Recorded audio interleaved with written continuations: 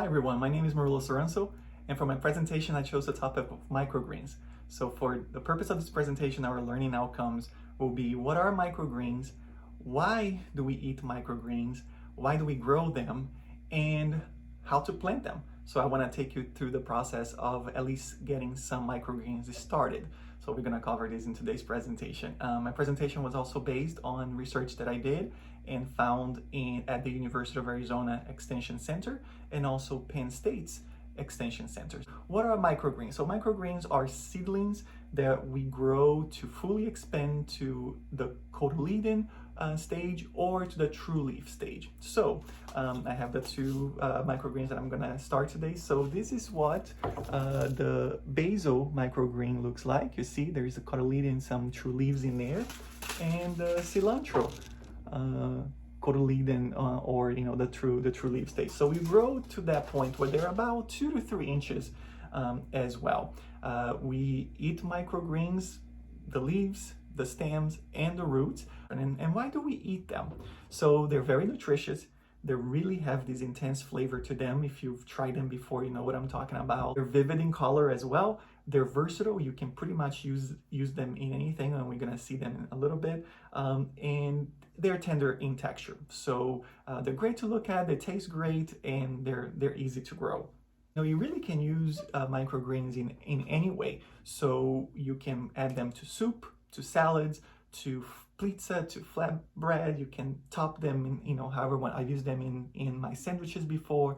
They're just great. They're really good for you. There's many studies that we're not gonna have a chance to talk about here today, but they really are very nutritious. Why do we grow them? They're also very easy to grow, and they're fun as well. And hopefully you will see this through my presentation today. They're easy to harvest. They're quick to harvest as well. Some in 10 to 14 days you have a harvest. Others can take up to 21, 28 days, but it's still not that bad, right? You can grow them year round. You can grow them in your basement. You can grow them in the dead of winter, and all of us gardeners know how much we want to garden at any time of the year, right? And finally, they're actually expensive at the store. So when you grow microgreens, you are saving money. So what kind of microgreens we can grow?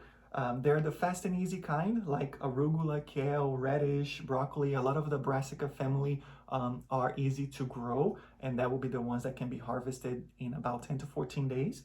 And then there's some microgreens. They're a little bit more challenging, not impossible, just a little more challenging. And they are things like beet, Swiss chard, cilantro, and basil, which happen to be the ones I'm gonna get started today. And you see, I tried it before, have had mixed results, but play around with them. There's so many ways that you can grow, and you can also buy these at many different stores online or your local gardening center. All right, so let's talk about how to grow them. Are we ready? That's the most fun part. So we really want to use any shallow containers that can hold about 1 inch to 1.5 inches of medium growing media, and that's all that we need to grow them. Okay, we're gonna sow the seeds thickly and evenly, and we'll talk more about that in a little bit. We're always gonna water from the bottom, so it's important to have a tray to do that. And we harvest them either by pulling it or with scissors, whatever is easiest for that, and we get to enjoy. That's really like the simple steps to growing microgreens. So the growing media for these presentation, I'm using really just a germination mix, nothing fancy. Okay, find that in the store at any point. Again, you want to pre-moisture this, so when you squeeze it, no water comes out of it, but it's also packed, but it can also break it pretty easily when you put some pressure. Okay, where do we grow them? Well, that's where I think a lot of the fun part comes in, because you can really get fancy with some of the decorative places. Make sure there are holes in the bottom. Or you can get practical and reuse a bunch of things that you have lying around at the house, right? So food containers, pandemic, I'm sure a lot of people have had this laying around for a while, salad, things like that. And these are good because they already come with the lids, which is important for growing microgreens. They need that moisture held in there. All right, so for that, we're going to just put the growing medium over here. just want to pack it in there. All right, so that should be good enough. So I want to get it moisture, wet before we do that. So I'm kind of being creative here. I'm using move this out of the way. I'm using that tray now to hold that water because I'm actually gonna go with these decorative places here. So again, I'm watering from the bottom.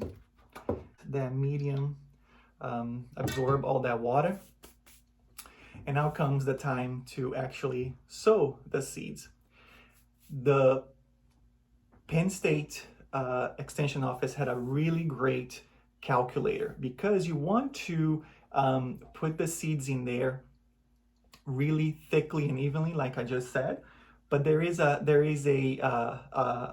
equation for that, and the Extension Office offers Penn State's Extension Office offers these really neat calculator. It's an Excel spreadsheet, has a calculator. I'll put the link in our group so we can all see it. But you pretty much just measure your container and it will give you the output of how many grams per tray you're gonna use it. So for the cilantro that I'm gonna do here, it really told me to just use about 3 grams.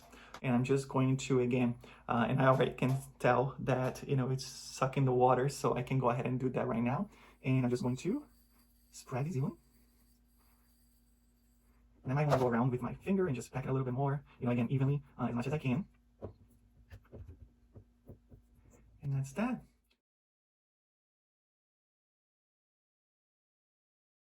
Now I want to keep it covered and actually keep it in the dark for about 4 days. I'm not going to leave the water in there. As soon as I see that the medium has really soaked all that water, I'm going to remove it, throw the water away, and I'm actually going to close the lid and keep the moisture in there. I'm also going to could also use some cellophane here to do that, and to keep that moisture in. But in about 4 days, when you start seeing them sprout, you want to remove that, and that's when you take it to a window. And then you just wait 10 to 14 days. Yeah, so that's it. Thank you so much for your attention. I hope you got something out of the presentation today. And I will make sure to show you guys pictures of this. So again, thank you so very much and have a great day.